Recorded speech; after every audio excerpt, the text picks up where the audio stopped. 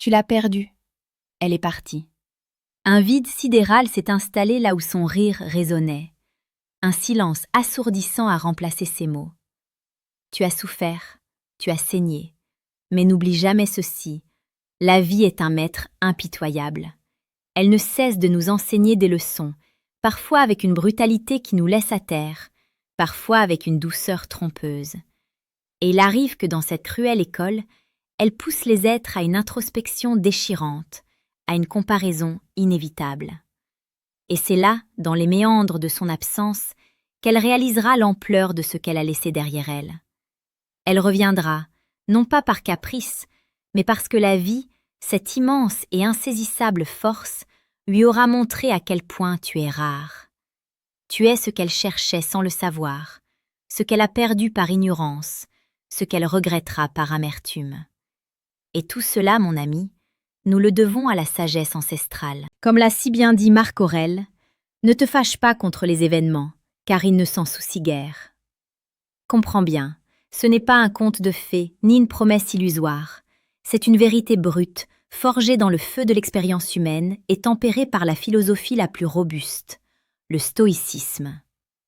Cette école de pensée, loin d'être un refuge pour les âmes insensibles, est un bouclier, une armure pour ton cœur, un guide pour ton esprit. Elle t'enseigne à maîtriser ce qui peut être maîtrisé et à accepter avec sérénité ce qui ne l'est pas. Et crois-moi, dans l'arène complexe de la séduction et des relations humaines, c'est une arme d'une puissance inouïe. Si ces paroles résonnent en toi, si tu sens que cette quête de la rareté, de la valeur intrinsèque est la tienne, alors je t'invite à faire un premier pas. Clique discrètement sur le 3e lien que tu trouveras dans la description. Là t'attend le manuel sexuel du stoïcien impitoyable, une ressource qui éclairera ton chemin avec une clarté que tu n'imagines pas. Ce n'est pas un simple livre, c'est une transformation. Le ton devient plus direct, mais toujours profond. Mais revenons à elle. Elle est partie. Et toi, tu es resté. Comment te positionnes-tu face à ce départ? La plupart des hommes sombrent dans la détresse, la supplication, la colère. Ils courent après une ombre, s'humilient pour un retour qui, même s'il arrivait, serait teinté de pitié et non de désir authentique. Le stoïcien, lui, ne court pas. Il se tient droit, il observe, il analyse, il se concentre sur ce qui dépend de lui, sa propre valeur, son propre développement, sa propre paix intérieure. Imagine la scène. Elle t'a quitté. Tu ne te bats pas. Tu ne la harcèles pas de messages. Tu ne l'inondes pas d'appels. Tu ne te dégrades pas en public. Au lieu de cela, tu investis en toi. Tu nourris ton esprit, tu fortifies ton corps, tu développes tes passions, tu construis ton empire, quel qu'il soit. Tu deviens la meilleure version de toi-même, non pas pour elle, mais pour toi. C'est la première clé, la plus fondamentale, la maîtrise de soi. En psychologie, c'est un concept puissant, le principe de rareté. Ce qui est rare est précieux, ce qui est abondant est souvent dévalorisé. Lorsque tu te rends indisponible, non par rancœur, mais par un choix délibéré de te prioriser, tu crées involontairement une forme de rareté. Elle, de son côté, est plongée dans un monde où les options abondent, où la superficialité règne souvent en maître. Elle rencontre d'autres hommes, et c'est là que le contraste opère. Le ton prend une nuance plus narrative, immersive. Permets-moi d'illustrer. Un homme, appelons-le Julien, s'est retrouvé dans cette situation. Sa petite amie, Léa, l'avait quitté pour un homme qu'elle jugeait plus excitant, plus passionné. Julien, dévasté, a failli sombrer. Mais il avait découvert le stoïcisme. Au lieu de la supplier, il a pris du recul. Il s'est mis au sport, a repris ses études en suspens, s'est lancé dans un projet associatif qui le passionnait.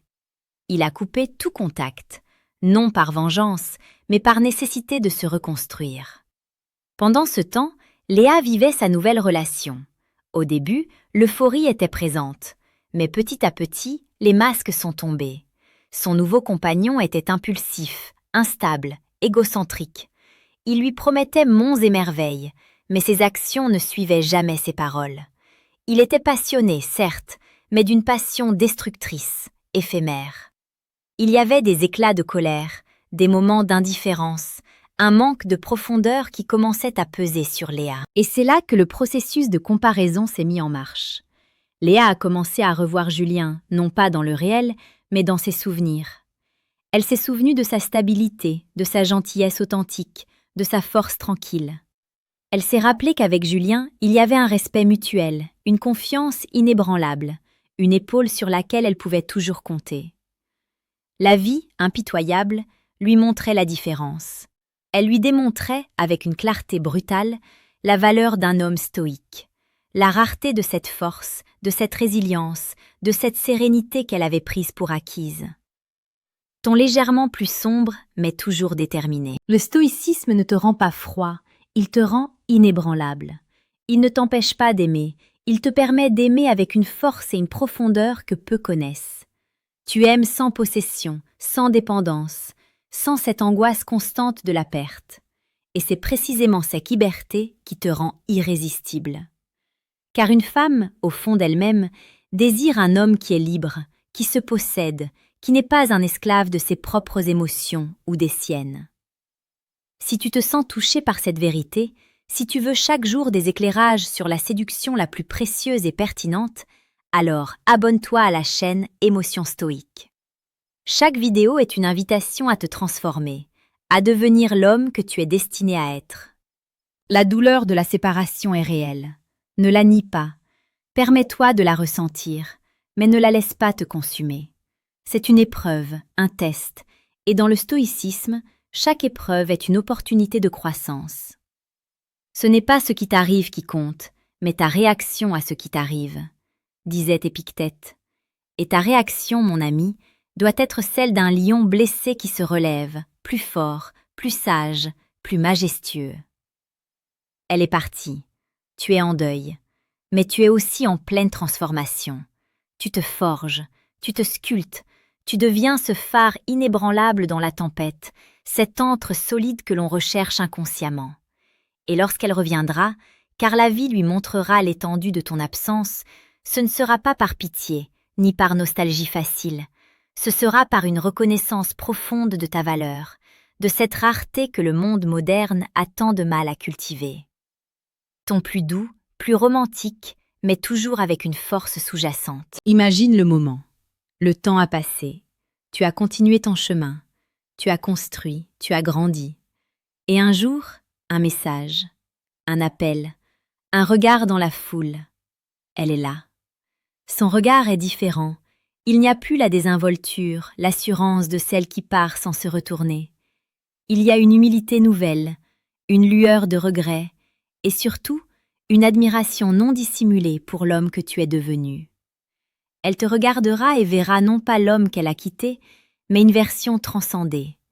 Un homme qui a embrassé la solitude pour mieux se rencontrer. Un homme qui a converti la douleur en force. Un homme qui, au lieu de se noyer dans l'amertume, a choisi de flotter sur les vagues de l'existence avec une sérénité déconcertante. C'est ça, la magie du stoïcisme en amour. Tu deviens tellement toi-même que tu deviens irrésistible. Et elle réalisera alors ce qu'elle a perdu. La certitude, la fiabilité, la paix que tu offrais. Elle a erré dans les illusions, les promesses creuses, les passions éphémères. Et la vie, dans sa sagesse impitoyable, lui a fait goûter à l'amertume de la comparaison. Elle a vu ce qui existe ailleurs, ce qui est commun, ce qui est superficiel, et elle a mesuré l'abîme entre cela et ce que tu incarnais. Le ton redevient plus direct et percutant. N'oublie jamais que tu es un cadeau que l'on n'apprécie parfois que lorsqu'il est absent. Et le stoïcisme te donne la force de te considérer comme tel. Tu n'es pas un objet à consommer, un plaisir éphémère. Tu es une valeur durable, un investissement. Et c'est cette mentalité qui te rend indomptable. Dans ce cheminement vers la rareté, il y a des étapes concrètes, des stratégies mentales et émotionnelles que tu dois maîtriser. Si tu veux aller plus loin, si tu veux te munir d'outils encore plus puissants pour devenir un séducteur stoïque, un homme qui attire par sa seule présence, je t'invite à consulter le 2e lien en description. Tu y trouveras le manuel brutal du séducteur stoïque. Ce n'est pas une collection de techniques de manipulation. C'est une feuille de route pour forger un caractère, une aura, une présence qui te rendra inoubliable. La vie est faite de cycles, de départ et de retour, de perte et de renaissance. Le stoïcien ne craint ni l'un ni l'autre. Il embrasse le mouvement, comprend l'impermanence de toute chose. Et c'est dans cette acceptation qu'il trouve une force inépuisable. Quand elle reviendra, ce ne sera pas pour te faire une faveur. Ce sera parce que la vie, dans sa cruauté sublime, l'aura forcé à reconnaître ta valeur. Elle aura arpenté les chemins sinueux de l'absence, elle aura goûté à l'amertume de la comparaison, et elle aura compris.